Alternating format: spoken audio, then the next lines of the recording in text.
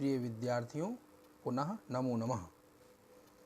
जैसा कि हम सभी जानते हैं कि हमारे चैप्टर 9 का नाम है स्वादिष्टम भोजनम।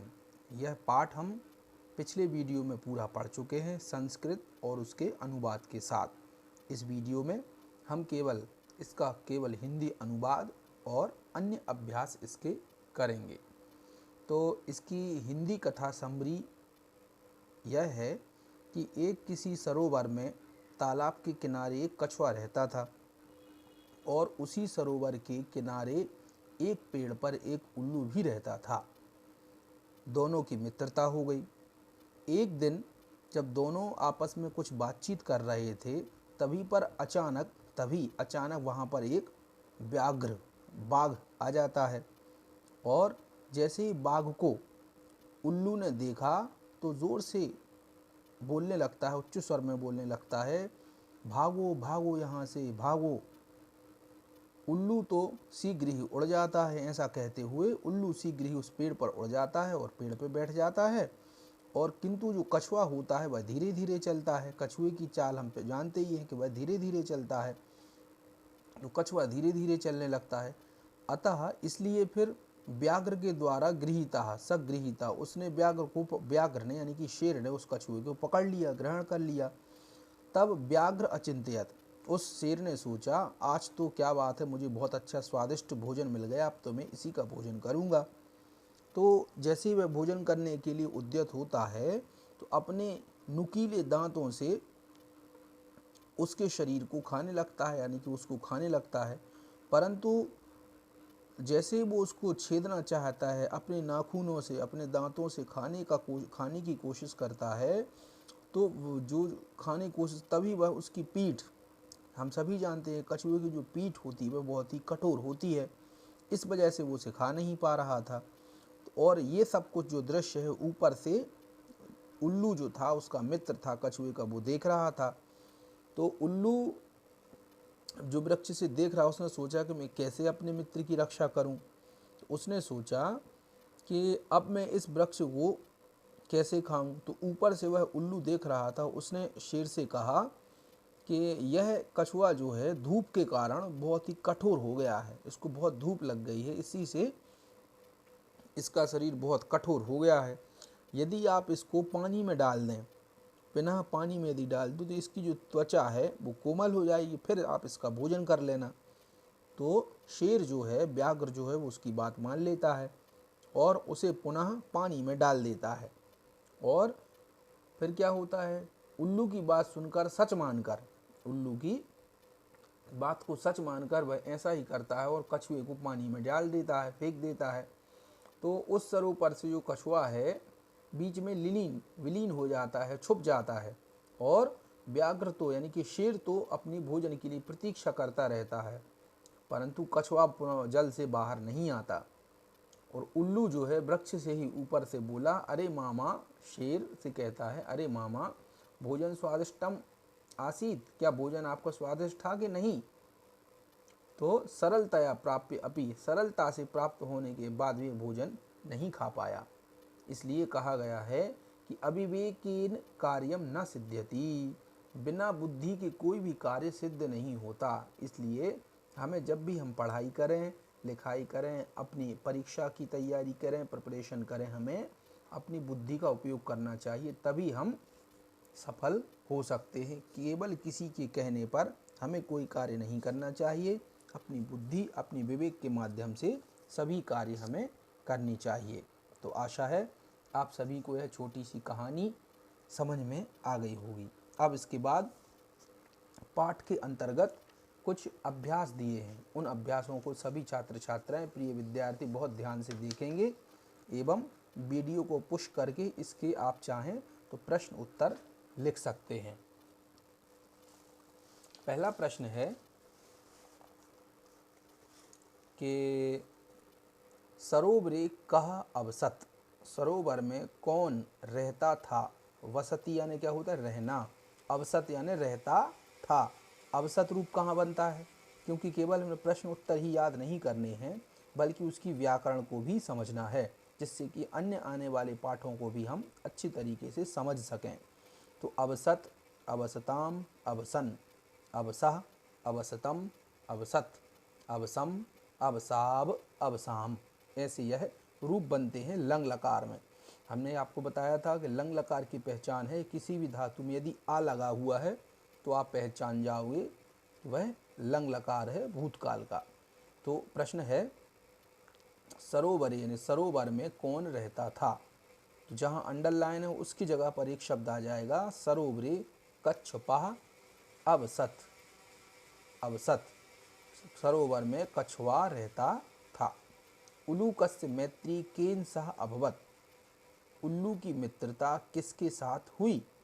उत्तर है उलूकस्य मैत्री, जहाँ अंडरलाइन है उस के स्थान पर आ जाएगा कच्छपेन, यानी उल्लू की मित्री कछुए के साथ हुई।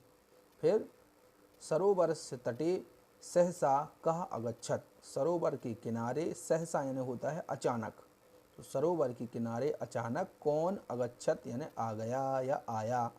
तो उत्तर होगा सरोवर से तटे सहसा कह। कह की जगह पर क्या लिख दोगे आप, व्याघ्रः। उत्तर हो जाएगा सरोवर से तटे व्याघ्रः अगच्छत, आगच्छत। इसके बाद अगला प्रश्न है उल्लू कहा उड्डीय कुत्र उपाविशत। उल्लू उड़कर कहाँ बैठ गया। उत्तर है उल्लू बैठकर, उल्लू कहा उड्डीय वृक्षस्य शाखायाम। उल्लू उड़कर वृक्ष की शाखा पर बैठ गया। अगला प्रश्न है व्याघ्रः कच्छपम कुत्र अपातयत। व्याघ्र ने कछुए को कुत्र यानी कि कहाँ, अपातयत यानी गिराया, गिरा दिया या ढकेल दिया या अलग कर दिया, वहाँ से भगा दिया। तो उत्तर है व्याघ्रः कच्छपम, कुत्र के स्थान पर आप लिखो जले, जल में गिरा दिया। अगला प्रश्न है किम कच्छपः पुनः जलाद बहिः अगच्छत। क्या कछुआ पुनः जल से बाहर आ गया था। उत्तर होगा कच्छपः पुनः जलाद बहिः न अगच्छत, नहीं आ पाया। अभ्यास नंबर 2 में लिखा है संस्कृत पदानाम शुद्ध अर्थम राइट इति चिन्हेन चिन्हीकृत। इसका मतलब है कि संस्कृत के शब्दों के शुद्ध अर्थ पर सही का निशान लगाना है। इसको भी आप अभ्यास कर लेंगे। उल्लू कहा, उल्लू कहा, इसका क्या मतलब है। इसका मतलब होता है उल्लू। कच्छपः यानी कछुआ, व्याघ्रः यानी बाघ, तटे यानी तट पर, किनारे पर, उच्चैः यानी जोर से, भेत्तुम यानी काटने को, या अर्थ निकलेगा काटने के लिए। तो भेत्तुम में कौन सा प्रत्यय है, तुमुन। भेद धातु में तुमुन प्रत्यय लगाएंगे तो बनेगा भेत्तुम। अब अस्याह कथायाः शिक्षाम लिखत। इस कथा से हमें क्या शिक्षा मिलती है। सभी विद्यार्थी अपनी अपनी उत्तर पुस्तिका में इसकी समरी जो है वो लिखेंगे। और उल्लू ने कछुओं की कैसे रक्षा की, इसके बारे में भी आप सभी विद्यार्थीगण जो हैं हिंदी में इसका अर्थ भी आप लिख सकते हैं। अगला अभ्यास है निर्दिष्ट लकारे वाक्य परिवर्तनम कुरुत।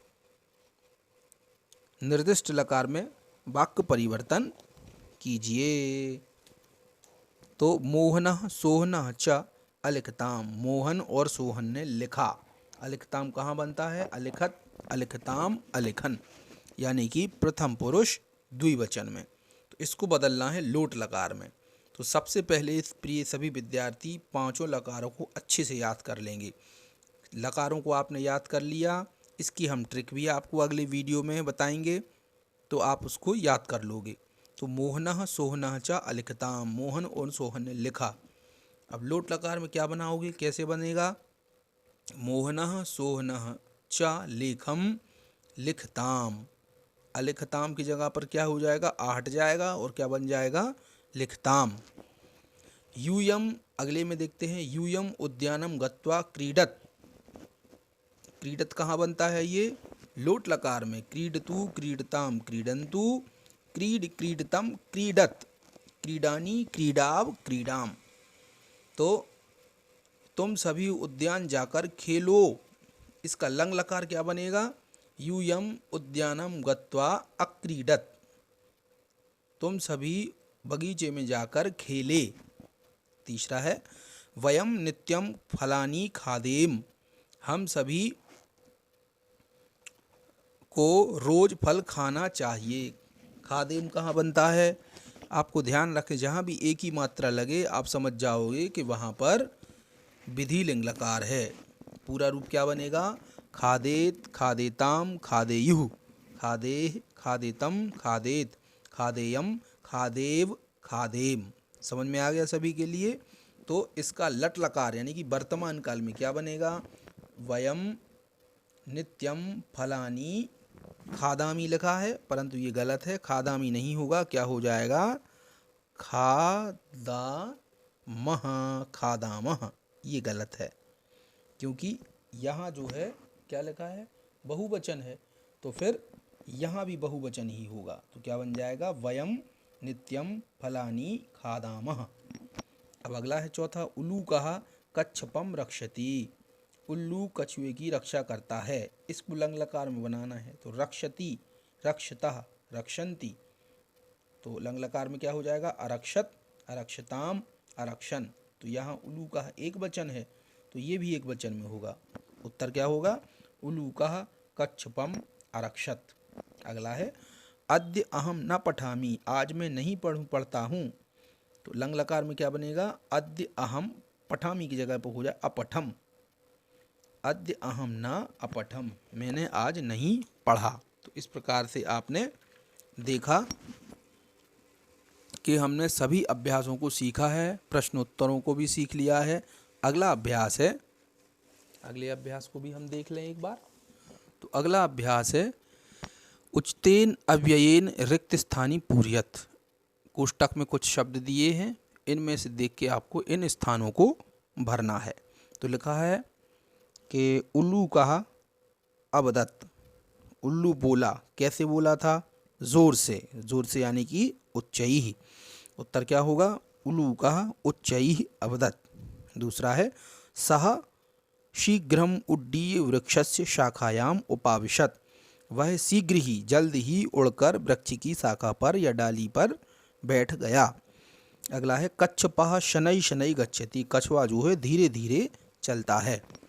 शेर व्याघ्र भोजनस्य प्रतीक्षायाम तत्र अतिष्ठत, शेर भोजन की प्रतीक्षा में वहाँ ही रुका रहा। कहाँ रुका रहा? किनारे पर। कच्छपः जलात बहि न आगच्छत, और कछुआ जल से बाहर, बहि यानी बाहर नहीं आया। तो इस प्रकार से सभी विद्यार्थियों ने स्वादिष्टम भोजनम, यह छोटी सी कहानी पढ़ी, इसके पूरे अभ्यास पढ़े। इसी प्रकार से हम आगे की वीडियो में भी आपसे चर्चा करेंगे। सभी विद्यार्थी इस वीडियो को बहुत अच्छी तरीके से देख लेंगे और पढ़ लेंगे। इस चैनल को सभी बच्चे सब्सक्राइब कर लें, जितनी वीडियो होंगी वो हम इस पे डाल देंगे। आप सभी उसको बार बार उसका अभ्यास करके अपने बहुत अच्छे मार्क्स ला सकते हैं और बहुत अच्छी तरीके से संस्कृत पढ़ सकते हैं। पुनः नमो नमः, शुभ संध्या।